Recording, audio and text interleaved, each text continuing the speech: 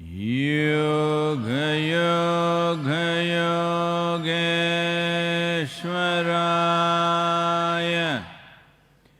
भूत भूत भूतेश्वराय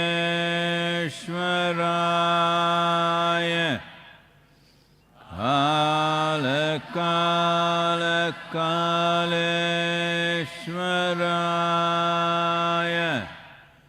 शिव शिव सर्वेश्वराय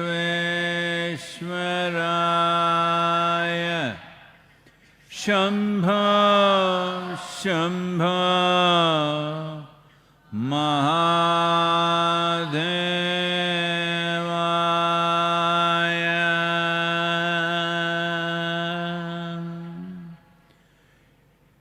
योग योग योगेश्वराय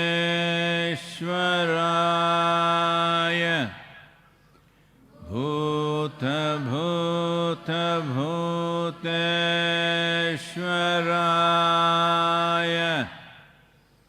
काल काल कालेश्वराय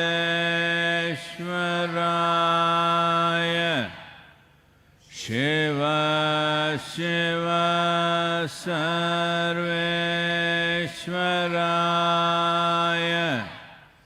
शंभो शंभो महादेवाय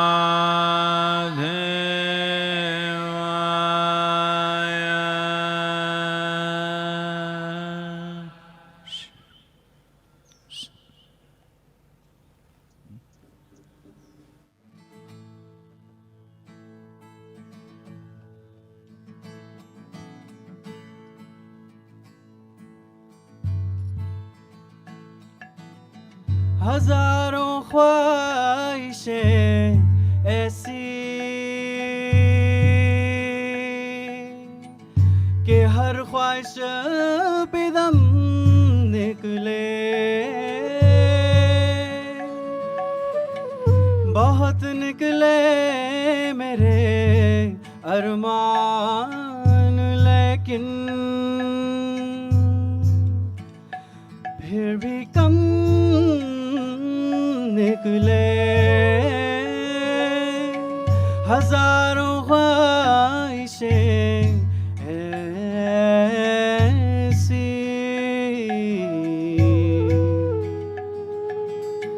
कि हर ख्वाहिश पे दम निकले।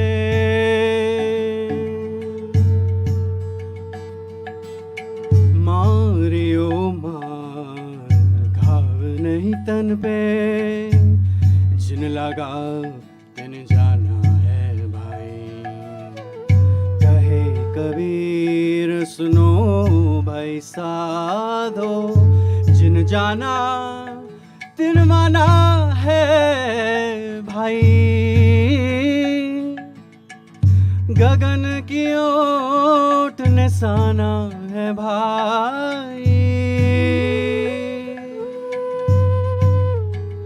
दाहिने सूर चंद्रमा बाहें, तिनके बीच छिपाना है भाई। गगन की ओट निशाना है भाई।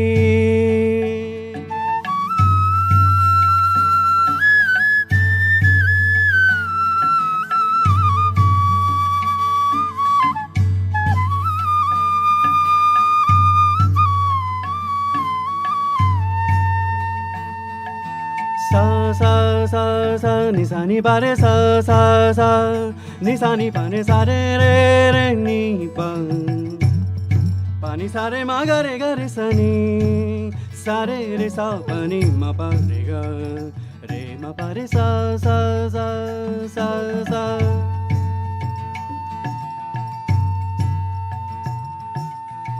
हजारों ख्वाहिशें ऐसी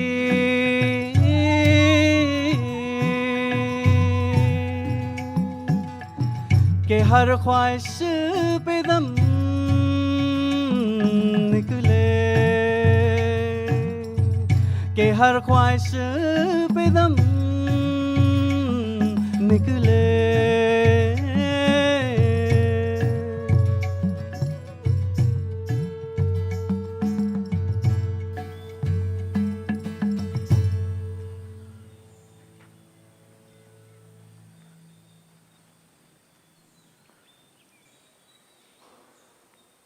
नमस्कारम, सभी को नमस्कारम।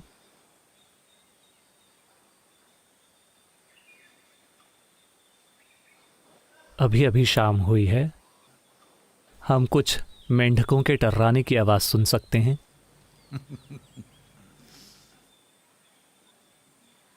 उससे मुझे याद आया, एक बार ऐसा हुआ।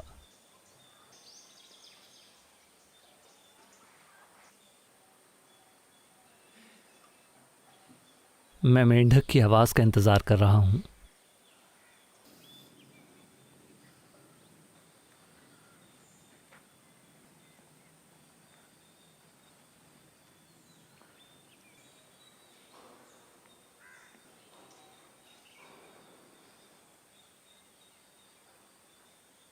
एक बार ऐसा हुआ, एक खरगोश यहाँ वहाँ उछल कूद कर रहा था। वसंत ऋतु आ गई है। वो यहाँ वहाँ दौड़ रहा था, लेकिन फिर उसने एक मेंढक की परेशानी भरी आवाज़ सुनी, जैसे कि कोई महामारी फैली हो। तो खरगोश खोजने लगा कि वो कहाँ से चिल्ला रहा है। फिर उसे एक गड्ढा मिला जिसमें मेंढक बैठा हुआ था, और फिर खरगोश ने पूछा, तुम इस गड्ढे में क्या कर रहे हो? तुम क्यों चिल्ला रहे हो? मेंढक ने कहा, मैं इस गड्ढे में गिर गया हूं, मैं बाहर नहीं निकल पा रहा हूं। खरगोश ने कहा, रुको, मैं तुम्हारे लिए सीढ़ी लेकर आता हूं। तो वो सीढ़ी लाने के लिए चला गया। देखिए, सीढ़ियां हमेशा आसानी से नहीं मिलती, आपको जाकर उसे खोजना होगा। यहाँ तक कि योग केंद्र में भी आप में से ज़्यादातर लोगों को नहीं पता होगा कि सीढ़ी कहाँ मिलेगी, क्योंकि हम नहीं चाहते कि आप छत के ऊपर जाएं, इसलिए सीढ़ियों को हमेशा एक अलग तरह से रखा जाता है। तो कुछ समय बाद वो सीढ़ी लेकर वापस आया, लेकिन उसने पाया कि मेंढक पहले से ही गड्ढे के बाहर बैठा था। फिर खरगोश ने पूछा, तुम बाहर कैसे निकले? दरअसल तुम्हारे जाने के बाद एक सांप गड्ढे में आ गया, तो मैं बाहर निकल आया।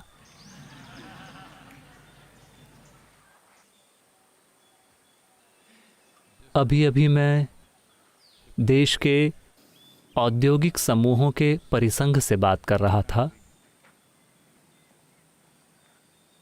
हर कोई बहुत आशंकित है, क्योंकि आपके व्यवसाय या उद्योग चलाने के लिए यह आसान समय नहीं है, क्योंकि किसी भी बड़ी गतिविधि में हमेशा अनिश्चितताएं होती हैं। लेकिन अभी बहुत सारी चीज़ें बदल रही हैं और बहुत ज़्यादा अनिश्चितता है। तो ज़मीनी स्तर पर असली समस्याएं हैं, जैसे आर्थिक मुद्दे, इंसानी मुद्दे। कहने का मतलब, आपके पास आपके कर्मचारी हैं जो हज़ारों में हैं। अगर आप उन्हें काम किए बिना भुगतान करते हैं तो आप दिवालिया हो जाएंगे। अगर आप उन्हें भुगतान नहीं करते हैं तो उनकी ज़िंदगी खराब हो जाएगी, वो शायद ज़िंदा न रह पाएं इस महीने या 2 महीनों में। लेकिन अगर आप सारा पैसा अभी दे देते हैं, भले ही वे इस लॉकडाउन के ख़त्म होने के बाद काम पर आएं, चाहे आप कुछ भी बनाते हों, चाहे वो कुछ भी हो, चाहे वो ऑटोमोबाइल हो या फ़ोन या कपड़े या कुछ भी, बाजार को वापस आने में महीनों लग सकते हैं, लगेंगे ही। लॉकडाउन कुछ हफ्तों में उठ जाएगा, लेकिन जब हम काम करना और उत्पादन करना शुरू करेंगे तो बाजार बहुत संकोची रहेगा, इसके वापस आने में समय लगेगा। तो ये सारी चिंताएं हैं, आर्थिक चिंताएं, इंसानी चिंताएं, अलग अलग तरह की समस्याएं, आपने जो लोन ले रखे हैं वो पैसा जो आपको लोगों को लौटाना है, EMI, बैंक लोन, कई सारी चीज़ें हैं। ये सब उन्हें बहुत परेशान कर रहा है। तो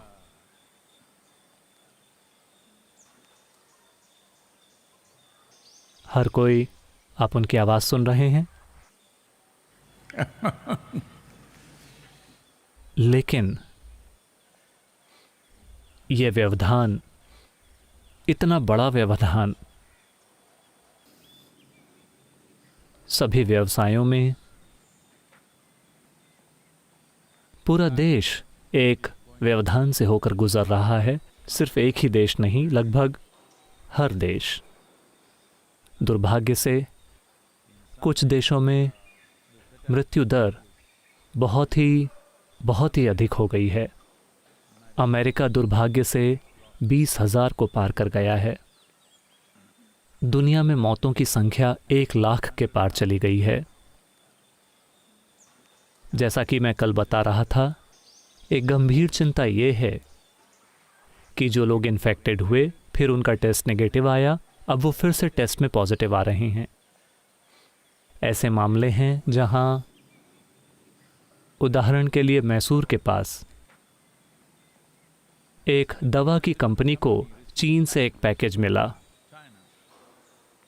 अभी चीन लगभग 2.5 महीने के लॉकडाउन के बाद खुद को पटरी पर लाने की कोशिश कर रहा है और वो सभी विदेशियों को आने से रोक रहे हैं, जैसा दूसरे देश कर रहे थे।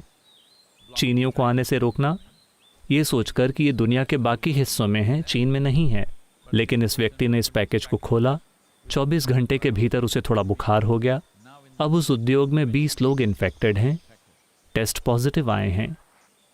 तो तब से हर किसी का दिमाग चकराया हुआ है, क्योंकि हर कोई विश्वास करता था कि गत्ते के पैकेज पर वायरस केवल 4 से 6 घंटे तक जिंदा रह सकता है।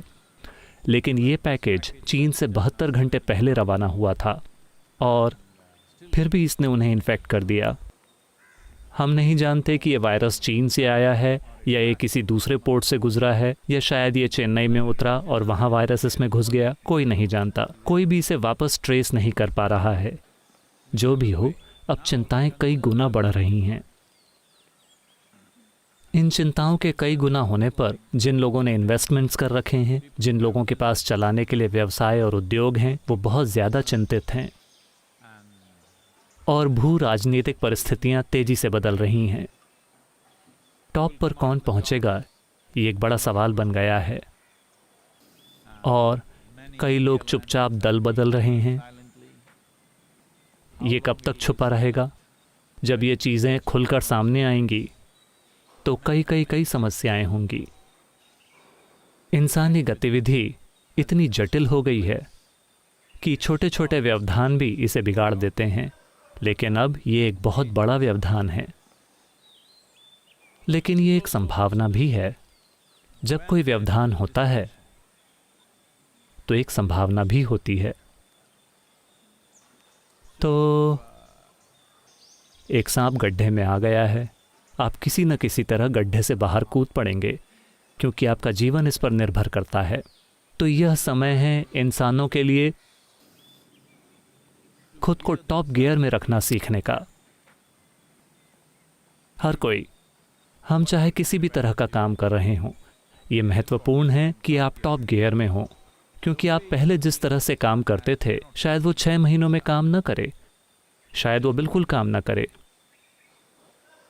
एक देश के लिए, एक बड़े उद्योग या व्यवसाय के लिए, छोटे उद्योग और व्यवसाय, व्यक्तिगत उद्यम और व्यक्तिगत लोग और संस्थाएं, पहले हम जिस तरह से काम करते रहे हैं, अगर लॉकडाउन और व्यवधान लंबे समय तक रहता है तो कई चीज़ें जिन्हें हम सफलता के साधन के रूप में जानते थे, वो शायद निरर्थक हो जाएं।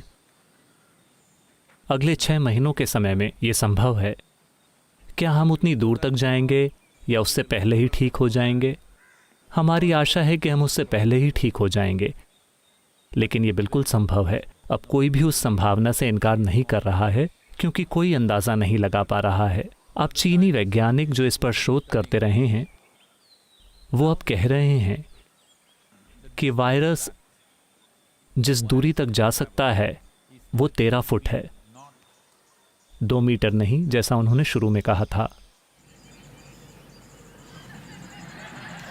दुनिया में 7.6 अरब लोगों के लिए हर जगह 13 फुट की दूरी बनाए रखने के लिए पर्याप्त जगह नहीं है। परिवार के 4-5 लोगों के लिए भी ज़्यादातर घरों में इतनी जगह नहीं है कि वो 13 फुट की दूरी बनाए रखें। और अब वो कह रहे हैं कि धातु की सतह पर ये ज़्यादा देर जिंदा रह सकता है। पहले उन्होंने कहा था कि वो सिर्फ 12 घंटे रह सकता है, अब वो कह रहे हैं कि वो 72 घंटे तक रह सकता है। खासकर अस्पताल के फर्श, उन्होंने पाया कि जहां वायरस से इन्फेक्टेड मरीज हैं, अस्पताल का फर्श इन्फेक्शन का अड्डा है। तो सारे मेडिकल कर्मी सूट, सुरक्षा सामग्री, चश्मे पहन रहे हैं, लेकिन ऐसा लगता है कि उनके जूते सबसे ज़्यादा वायरस के इन्फेक्शन को बाहर की दुनिया में ले जा रहे हैं। लेकिन वो अपने जूते नहीं बदलते हैं, आमतौर पर वो उन्हीं जूतों में रहते हैं। सिर्फ कुछ लोग जूते बदल रहे हैं, बाकी सब सूट, चेहरे का मास्क और हर चीज़ बदल रहे हैं, लेकिन जूते हर चीज़ बाहर ले जा रहे हैं। इस तरह हर दिन वो नई चीज़ें बता रहे हैं, क्योंकि ये एक नई चीज़ है। कोई भी साफ तौर पर नहीं जानता है कि क्या हो रहा है। तो जैसे जैसे ये जानकारी आती है, ज़्यादा उलझन, ज़्यादा डर और ज़्यादा घबराहट हर जगह फैल रही है। ये कब तक चलने वाला है? क्या ये हमें पूरी तरह से ख़त्म कर देगा? क्या होने वाला है? हाँ, यकीनन जिस तरह से हम बिजनेस करते रहे हैं, जिस तरह से हम कई चीज़ें करते रहे हैं, ये कितने दिनों तक चलता है उसके अनुसार इसके कई पहलू खत्म हो सकते हैं। जिस तरह से हमने चीज़ों को जाना है, हमारी सफलता के जो साधन हैं, वो साधन 3 से 6 महीनों के समय में बेकार बन सकते हैं। सब इस पर निर्भर करता है कि ये क्या करता है, कितने लोगों को मारता है। अभी तक जहाँ तक हमें पता है, एकमात्र पक्की चीज़ जो हम जानते हैं वो ये है कि वैसे ये किसी बाघ को हुआ है, कुछ कुत्तों को हुआ है, लेकिन वो कह रहे हैं कि उनमें इन्फेक्शन इतना ज़्यादा नहीं है कि वे किसी दूसरे को दे सकें। उनमें हल्का इन्फेक्शन है। तो मोटे तौर पर सिर्फ इंसान ही इसके कैरियर हैं। तो एक चीज़ हम पक्की तौर पर जानते हैं कि हमें पर्याप्त दूरी रखनी है। हम इससे बाहर आ सकते हैं अपनी पीढ़ी को हुई एक छोटी दिक्कत के साथ। 1 लाख लोग कोई छोटी संख्या नहीं है, लेकिन एक आपदा की जो नज़दीकी संभावना है, आज की दुनिया में 1 लाख लोग कम माने जाएंगे। या कहें कि आज की परिस्थिति में तो अब सांप गड्ढे में घुस गया है। हर किसी को अपनी पूरी क्षमता के साथ कूदने की ज़रूरत है। आप में से हर कोई, आप जहाँ भी हों, आप अपने जीवन में जो भी कर रहे हों, आपको अपनी पूरी क्षमता पर पहुंचना है। यही समय है, आपके जीवन का यही समय है जहां आपके भीतर के सर्वश्रेष्ठ को बाहर आना है। एक इंसान के रूप में, एक काम करने वाले के रूप में। आप जो भी काम कर रहे हों, हम जो भी व्यापार कर रहे हों, हमें अपने सर्वोत्तम को उजागर करना है, क्योंकि अब सांप गड्ढे में है। अगर आप नहीं कूदते तो वो आपका अंत होगा। तो मैं एक निराशाजनक तस्वीर खींचने की कोशिश नहीं कर रहा हूं। यही वो हकीकत है जिसमें हम हैं। हम विजेता की तरह बाहर आएंगे और पीछे देखेंगे गर्व के साथ कि हम कैसे बाहर आए, या हम पीछे देखेंगे हम जो हैं और हमारे साथ जो हुआ उसे पूरी उदासी और निराशा के साथ। ये बस इस पर निर्भर करता है कि हम कितनी दूरी बनाकर रखते हैं। 13 फुट।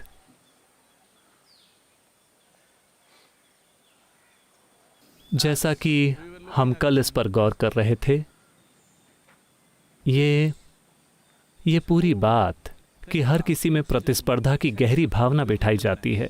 किंडरगार्टन के बच्चे से लेकर हर जगह मैं नंबर 1 होना चाहता हूँ, मैं नंबर 1 होना चाहता हूँ। ये भावना इस तरह की परिस्थिति में बहुत ज़्यादा नुकसान कर सकती है। इसके लिए एकजुट होकर काम करने की ज़रूरत है, एक दूसरे से मुकाबले की नहीं।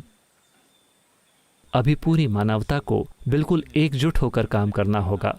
अगर हम एक दूसरे से मुकाबला करेंगे तो शायद हम दोनों ही मर जाएं। ये ऐसा ही है। तो हमें उस बेवकूफ़ी भरी शिक्षा को उधेड़ना होगा जो आपके सिर में बैठी हुई है कि आपको हमेशा नंबर 1, नंबर 1, नंबर 1 होना है। नंबर 1 तो मरने में भी आपको नंबर 1 होना चाहिए। हाँ, अगर आप हमेशा हर चीज़ को दौड़ की तरह लेते हैं, जीवन खुद एक दौड़ है, तो बेशक फिनिश लाइन तक सबसे पहले आपको ही पहुंचना चाहिए। वायरस आपकी मदद करेगा।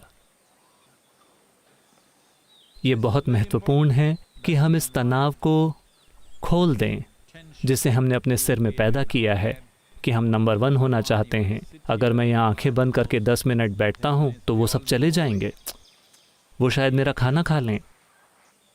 हर समय कंपटीशन है, इसे नीचे गिरना होगा। इस तरह की परिस्थिति में अगर हमें समझदारी से बर्ताव करना है तो इसे नीचे गिरना होगा। हर चीज़ में लोग सोचते हैं कि उन्हें दूसरों से आगे रहना है। ऐसा हुआ। प्रसूति वार्ड के बाहर कुछ पुरुष इंतजार कर रहे थे क्योंकि उनकी पत्नियां प्रसव के लिए भर्ती थीं एक बड़े अस्पताल में। शंकरन पिल्लाई भी इंतजार कर रहे थे, उनकी पत्नी भी थी। तो नर्स बाहर आई और उसने एक आदमी के पास जाकर कहा, सर, मिस्टर थॉम्पसन, आपको एक बहुत स्वस्थ और सुंदर लड़का पैदा हुआ है। तो वो आदमी बहुत खुश हो गया। शंकरन पिल्लाई ने उसकी तरफ देखकर कहा, यह क्या बात हुई, मैं उससे पहले यहां आया था, तुमने उसका लड़का पैदा करवा दिया, मैं उससे पहले यहां आया था।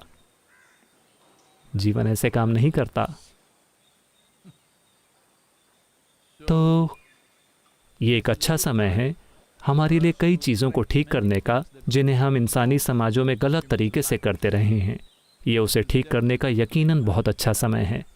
जैसा कि मैंने कल कहा था, अगर हम सब सभी स्तरों पर मेहनत करते हैं, शारीरिक, मानसिक, भावनात्मक और अपने काम के संदर्भ में 10% सुधार, अगर हम अगले 3-4 हफ्तों में ऐसा करते हैं, फिर हमारे रास्ते में जो भी परिस्थिति आती है हम उसे अपनी बेहतरीन क्षमता से संभालेंगे। इंसानों के तौर पर हम इतना ही कर सकते हैं। क्या हम हर चीज़ अपनी बेहतरीन संभावनाओं से संभाल रहे हैं, या क्या हम अपाहिज हो गए हैं अपने ही विचारों से, भावनाओं से, डर से? आप इसे डर, घबराहट, ये वो तनाव कह सकते हैं। ये बस आपके अपने विचार और भावनाएं हैं जो आपको उलझा रहे हैं। जब करने के लिए कोई महत्वपूर्ण काम हो तो क्या हम अपने हाथों का इस्तेमाल करेंगे या हम खुद को तमाचा मारेंगे? इसका यही मतलब है। इसका यही मतलब है। ये एक ऐसा समय है जब हमारे पास जो कुछ भी है उसका इस्तेमाल होना चाहिए ताकि हमें इसका फ़ायदा मिले और उस दुनिया को इसका फ़ायदा मिले जिसमें हम रहते हैं। ये चुनौती भरा समय है। चुनौतियाँ लोगों को ऊपर उठाती हैं। कुछ लोग ऊपर उठेंगे, कुछ लोग धराशायी हो जाएंगे। दुर्भाग्य से यही वास्तविकता रही है आज की दुनिया में, जहां दुनिया में कम्युनिकेशन पहले से कहीं बेहतर है। जो टेक्नोलॉजीज हमारी मदद कर रही हैं वो न केवल एक इंसान को बल्कि हर इंसान को 100 लोगों का काम करने की क्षमता देती हैं। जब उस तरह की क्षमताएं मौजूद हैं तो हमें इस चुनौती पर सवारी करनी चाहिए, इसके नीचे दबना नहीं चाहिए। अगर आप एक अच्छे वेव राइडर हैं तो आपका सपना एक सुनामी का होगा। आपके मन में सुनामी कोई तबाही नहीं होगी। आप सुनामी पर सवारी करने के सपने देख रहे होंगे, बशर्ते आप एक बहुत अच्छे वेव राइडर हों। अब मैं उतना अच्छा नहीं हूं, क्या करूं? बात वो नहीं है। हर किसी को अपनी पूरी क्षमता से काम करना होगा। बाहर हालात हैं, रुकावटें हैं, चुनौतियां हैं, लेकिन आपका अपना मन, आपकी अपनी भावना, आपका अपना रवैया रुकावट और चुनौती नहीं बनने चाहिए। अगर आप खुद के लिए एक चुनौती नहीं हैं, तो बाकी हम अपनी क्षमताओं के अनुसार संभाल लेंगे।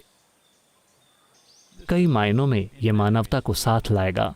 कम से कम अगले कुछ महीनों के लिए एक तरह की एकजुटता है, एक स्तर का सहयोग है। दुनिया एक दुनिया की तरह ज्यादा सोच रही है, अलग अलग देश होने के बजाय। दुनिया में ये सारी चीजें हो रही हैं। हमें इसका उपयोग करके इस चुनौती से ऊपर उठना होगा। यह सवाल डेमियन कैसियानो ने पूछा है। प्रिय सद्गुरु, क्या वो इटालियन है? ऐसा ही लगता है।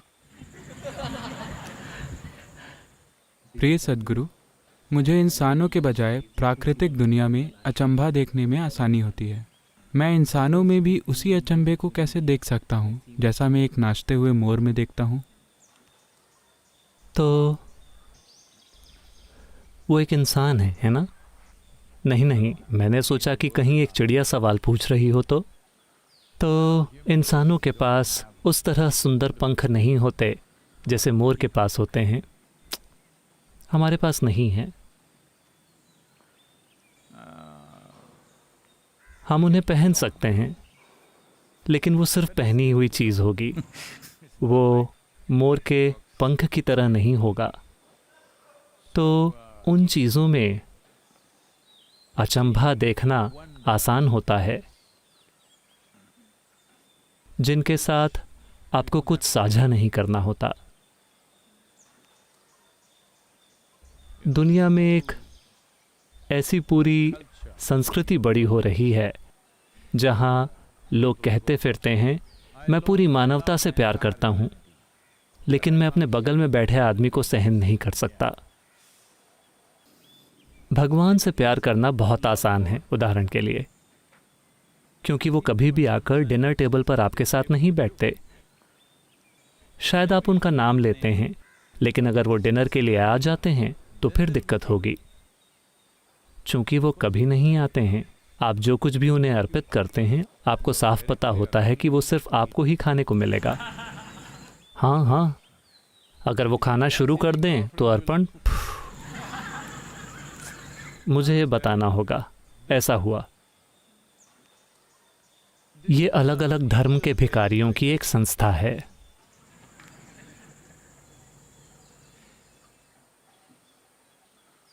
तो इसमें केवल 3 सदस्य हैं।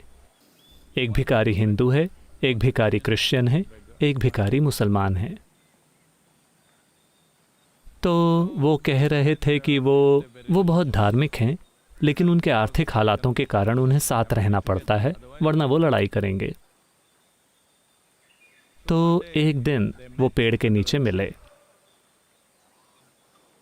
और हिंदू भिखारी ये दिखाना चाहता था कि वो वाकई में एक भक्त है। उसने कहा, देखो, हर दिन मुझे भीख में जो कुछ भी मिलता है, आमतौर पर मुझे जितने भी पैसे मिलते हैं, जिसमें सिक्के होते हैं और अलग अलग तरह के छोटे नोट होते हैं, मैं एक बड़ा सा ओम लिखता हूँ, ओम, और फिर मैं सारा पैसा ऊपर उछालता हूँ। ओम के ऊपर जो कुछ भी गिरता है वो शिव का है, बाकी सब मेरा है। मैं सच्चा भक्त हूं।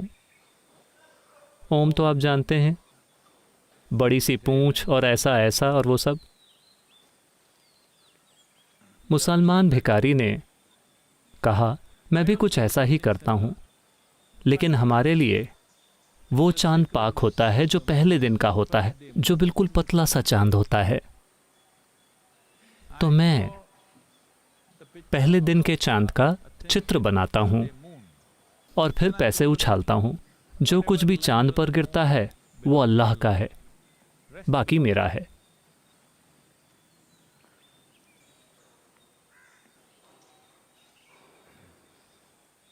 फिर उन्होंने क्रिश्चियन भिखारी से पूछा कि तुम क्या करते हो?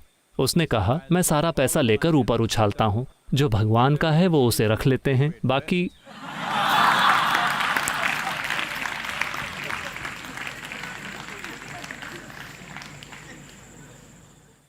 इस तरह एक मोर को प्यार करना आसान है, जो नाच रहा है और जो सुंदर है, क्योंकि वो आपसे कुछ मांगता नहीं है। दरअसल वो आपको पसंद भी नहीं करता है, वो आपको कोई महत्व नहीं देता। क्या आपने गौर किया है कि हमारे मोर आपको कैसे देखते हैं?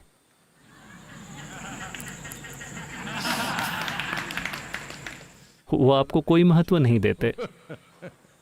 तो आपके देने के लिए कुछ भी नहीं है, आपको कुछ भी नहीं करना है, आप बस दूर से उसका आनंद ले सकते हैं। इसी कारण आजकल ढेरों लोगों के लव अफेयर चलते रहते हैं, फेसबुक पर, टिकटॉक पर और जो भी, इंस्टाग्राम और जो भी, क्योंकि आपको उनसे मिलना नहीं है, आपको उनके साथ कोई भी चीज़ साझा नहीं करनी है। आपको बाथरूम के बाहर इंतज़ार नहीं करना है जब वो उसे यूज़ कर रहे हों। आपको उनके पीछे लाइन पर खड़े नहीं होना है, कुछ भी नहीं, सब कुछ इंस्टेंट है। अगर आपको वो पसंद नहीं आता तो आप उसे बंद कर सकते हैं और अकाउंट को मिटा सकते हैं। तो मोर आता है, नाचता है, आपको बहुत पसंद आता है, वो चला जाता है, कोई समस्या नहीं, आपको उसे रखना नहीं है। एक काम कीजिए, मोर को 3 दिनों के लिए अपने बेडरूम में रखिए, वो हर जगह बीट कर देगा और रात को वो कूं करेगा, बहुत तेज आवाज में। लोगों को शायद पता ना हो, हर दिन मैं जहाँ रहता हूँ वो उसकी छत पे होते हैं, पैं पू, वो सुबह सुबह शुरू हो जाते हैं, ठीक है। तो अपने घर में एक मोर को 3 दिनों के लिए रखिए, फिर देखते हैं कि आप उनको कितना पसंद करते हैं। तो इंसान एक मुश्किल प्रजाति है, इसमें आप भी शामिल हैं। तो इसे ये मत देखिए, हम बातें कर रहे हैं कि ये भेद नहीं होने चाहिए, जैसे नस्ल, धर्म, जाति, पंथ, लिंग, इस बारे में बहुत सारी बातें चल रही हैं। मैं आपको बता रहा हूँ, प्रजातियों के बारे में भी लकीर मत खींचिए। क्यों? मैं एक बंदर से प्यार करता हूँ लेकिन मैं एक इंसान से प्यार नहीं कर सकता। इसका मतलब है कि आपके भीतर एक विकासवादी समस्या है। मुझे बंदरों से प्यार है लेकिन मैं इंसानों को नहीं सह सकता। इसका क्या मतलब है? आपको विकास पसंद नहीं है। तो ये बहुत आकर्षक लगता है जब एक बंदर हर जगह कूदता रहता है, एक शाखा से दूसरी शाखा तक, शानदार। बस एक दिन शिव पादम में अपनी खिड़की खुली रखें। कुछ बंदर आपके कमरे में आ गए, आप गए काम से। वो खा जाएंगे, वो फाड़ेंगे, वो पूरी जगह पर गंदगी करेंगे, वो वहाँ मौजूद हर चीज़ को बर्बाद कर देंगे और चले जाएंगे। अब आप आकर कहेंगे, वाह मेरे प्यारे बंदर, उन्होंने कितना बढ़िया काम किया है। नहीं, ये उस तरह काम नहीं करेगा। तो ठीक है, कम से कम आप पक्षियों का आनंद ले रहे हैं, ये अच्छा है। ये एक प्रकार की लॉबी है जिसे पक्षी विज्ञानी कहा जाता है। आप पक्षियों का अध्ययन करते हैं या पक्षियों का आनंद लेते हैं, बर्ड वॉचिंग। लेकिन वही पक्षी अगर आपके कमरे में घुस जाए तो बात अलग है। इंसानों के साथ समस्या यह है कि आप हर जगह उनका सामना करते हैं। वो आपके घर में हैं, वो आपके ऑफिस में हैं, वो हर जगह हैं। वो बस कहीं दूर नाच नहीं रहे हैं। अगर वो बस दूर नाच रहे होते तो आप उन्हें भी पसंद करते। समस्या ये है कि आपको उनके साथ काम करना होगा, आपको उनके साथ रहना होगा, आपको हर दिन उन्हें मैनेज करना होगा। ये एक समस्या है। तो मैं चाहता हूँ कि आप इसे समझें। इसमें कुछ भी गलत नहीं है कि आप एक नाचते हुए मोर को पसंद करते हैं, उसकी सराहना करते हैं, ये बिल्कुल ठीक है। आपको उसे तब भी पसंद करना चाहिए जब वो नाच न रहा हो, ये ठीक है। लेकिन मेंढक कह रहा है कि सांप कहाँ है? जब मोर होते हैं तो वो सांपों को खा जाते हैं। हर कुछ दिनों में मैं सांपों को लाकर उन्हें बगीचे में छोड़ रहा हूँ, लेकिन ये मोर कुछ ही समय में उन्हें खा जाते हैं। आपको मोर पसंद होंगे, मैं भी उन्हें पसंद करता हूँ, लेकिन मैं चाहूँगा कि कुछ सांप भी घूम रहे हों, लेकिन वो सभी कुछ ही समय में खा लिए जाते हैं। तो प्यार करना तब आसान होता है जब दूरी हो। देखिए, इस वायरस के समय में कई लोग, अभी वो किस बारे में शिकायत कर रहे हैं?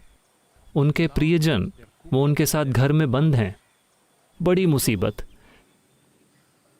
घरेलू हिंसा बढ़ गई है। पता है, कुछ लोग कह रहे हैं कि 100%।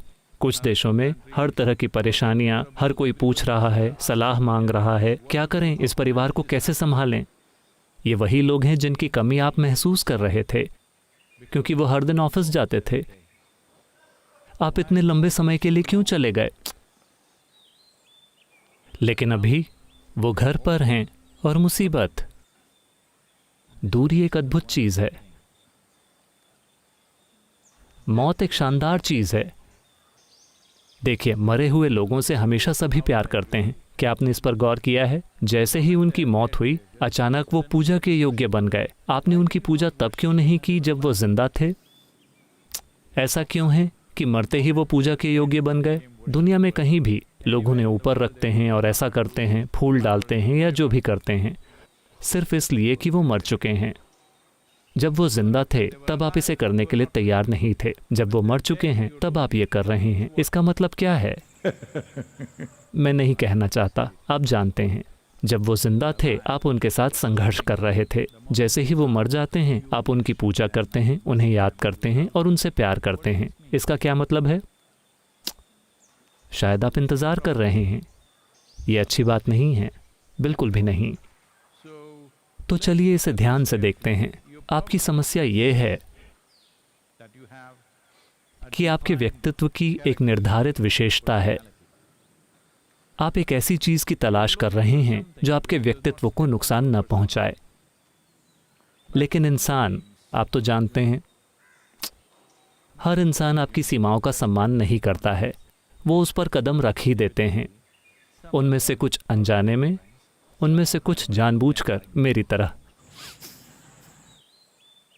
हमेशा जानबूझकर आपकी सीमाओं पर कदम रखना। तो जैसे ही कोई आपकी सीमाओं पर कदम रखता है, आपको लगता है कि वो व्यक्ति एक समस्या है। मोर अभी आपकी सीमाओं के बाहर है। वो बहुत सुंदर दिखता है। अगर वो आपकी सीमा में कदम रखता है तो आप उसे भी एक बड़ी परेशानी की तरह देखेंगे। हाँ, आप देखेंगे। चाहे वो मोर हो या कोई और पक्षी या बंदर या गधा या जो भी हो, दूर से सब कुछ अच्छा होता है। तो अभी आपके और इन प्राणियों के बीच एक दूरी है, इसीलिए आप इसका आनंद ले रहे हैं। इसका आनंद लीजिए, इसमें कुछ भी गलत नहीं है। लेकिन महत्वपूर्ण बात यह है कि अगर आप थोड़ी दूरी बना लेते हैं अपने और अपने खुद के व्यक्तित्व के बीच, तो आप देखेंगे कि आप खुद का भी आनंद लेंगे। और जब आप इस व्यक्ति का आनंद लेते हैं तो आप देखेंगे कि हर कोई शानदार है। हाँ, आप नहीं समझ रहे? मैं कह रहा हूं कि जब आप इस व्यक्ति का आनंद लेते हैं तो हर कोई शानदार लगता है। आप हर किसी का आनंद ले सकते हैं, क्योंकि अब आप लोगों को वैसे देखते हैं जैसे वो हैं। आपके पास कोई ढांचा नहीं होता जिसमें उन्हें फिट होना होगा। वो उसमें फिट नहीं होते हैं। इसी वजह से भारत में हमने एक देवता की विशेषताएं इस तरह से बनाई कि उस आदमी को स्वीकार करना असंभव होगा अगर वो यहाँ हो तो। जैसे कृष्ण, राम, शिव, आप इन लोगों को स्वीकार नहीं कर सकते। महिलाओं से पूछे कि क्या वो राम को अपने जीवन में अपने पति के रूप में स्वीकार करेंगी? वो नहीं करेंगी। पूछे कि क्या वो कृष्ण को स्वीकार करेंगी अपने जीवन में पति के रूप में? वो नहीं करेंगी, क्योंकि ये बहुत बड़ी परेशानी है। लेकिन 6000 साल की दूरी के साथ वो कितने शानदार दिखते हैं, कितने शानदार। और शिव, असंभव आदमी। ठीक है, बस कुछ भी और सब कुछ जो आप सोच सकते हैं वो हैं। तो ये एक भगवान का चरित्र इस तरह बनाया गया था कि अगर आप वास्तव में उन्हें उन चीज़ों के लिए देख रहे हैं जो वो हैं, और फिर भी उन्हें पूरी तरह से स्वीकार कर रहे हैं और उन्हें पूजनीय तरीके से देख रहे हैं, अगर आप शिव को स्वीकार कर सकते हैं वैसे जैसे वो हैं, तो आपको इस धरती पर किसी भी इंसान के साथ कोई दिक्कत नहीं होगी। तो आपको ऐसा करना चाहिए।